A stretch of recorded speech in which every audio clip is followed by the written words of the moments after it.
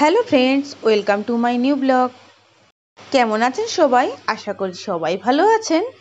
আজ আমি ভিডিওতে আমরা রেস্টুরেন্টে গেলে যেসব ডিজাইনার লাইট দেখতে পাই, এরকমই ডিজাইনার লাইট আমরা ঘরে বসে অনায়াসে কী করে তৈরি করতে পারি আজ সেটাই দেখাবো। আর তার জন্য দেখতেই পাচ্ছেন আমি এখানে কটা রঙিন কাগজ নিয়ে নিয়েছি। আর আমি আগে থেকেই একটা প্রজাপতি ডিজাইন করে কেটে রেখেছিলাম।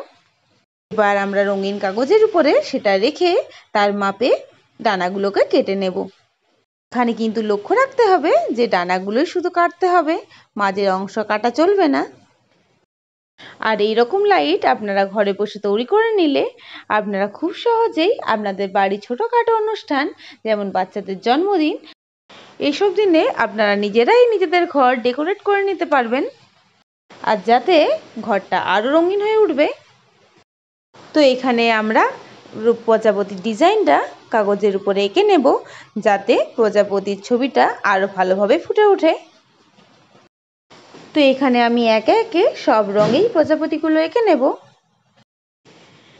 আর রং বেরঙের প্রজাপতিগুলো তৈরি হলে প্রজাপতিগুলো দেখতেও কত সুন্দর লাগছে। আর আপনাদের কার কার এরকম কালার পেপারে কাজ করতে ভালো লাগে প্লিজ কমেন্ট করে জানাবেন।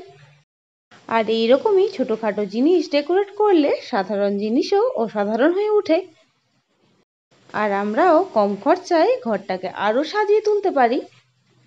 দেখতেই পাচ্ছেন আমার এখানে সব প্রজাপতি কমপ্লিট হয়ে গেছে। এবার প্রজাপতির গায়ে ছোট ছোট প্রজাপতি দেওয়ার জন্য আমি আরও 4টা প্রজাপতি কেটে নিয়েছি এবং সেগুলোর উপরে মার্কার দিয়ে আমি মার্ক করে নিয়েছি। তো চলুন একে একে সব প্রজাপতিগুলোকে বড় প্রজাপতির উপরে আঠা দিয়ে চিটিয়ে নেওয়া যাক। তবে এখানে লক্ষ্য রাখবেন আঠা দিয়ে চেটানোর সময় যাতে প্রজাপতির ডানাগুলো চিটিয়ে না যায়, তাহলে দেখতে বেশ একটা ভালো লাগবে না। আমি এখানে প্রত্যেকটা প্রজাপতির উপরে আলাদা আলাদা রঙের প্রজাপতি চিটিয়েছি, যাতে প্রজাপতিগুলো আরও রং বেরঙের হয়ে ওঠে।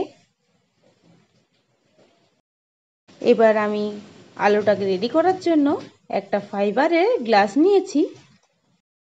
আপনারা চাইলে এখানে সাদা রঙের কোনো ডিবাও ব্যবহার করতে পারেন। তো চলুন এবার আমি গ্লাসে একে একে প্রজাপতিগুলো লাগিয়ে নেব।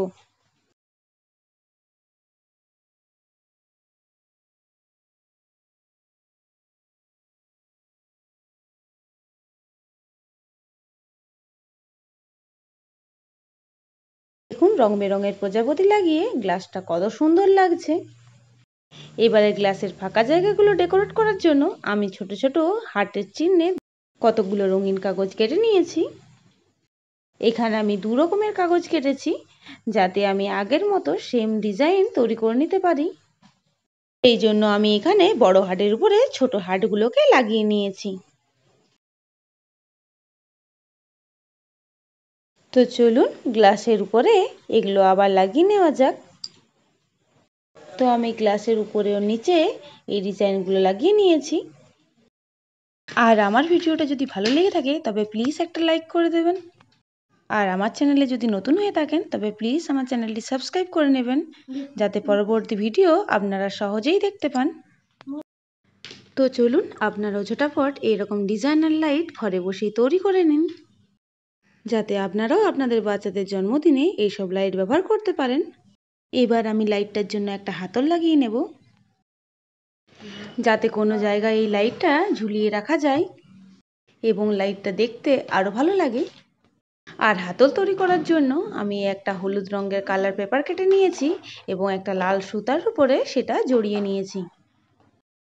দেখতেই পাচ্ছেন আমার লাইটের বক্স রেডি হয়ে গেছে এবং কত কালারফুল লাগছে।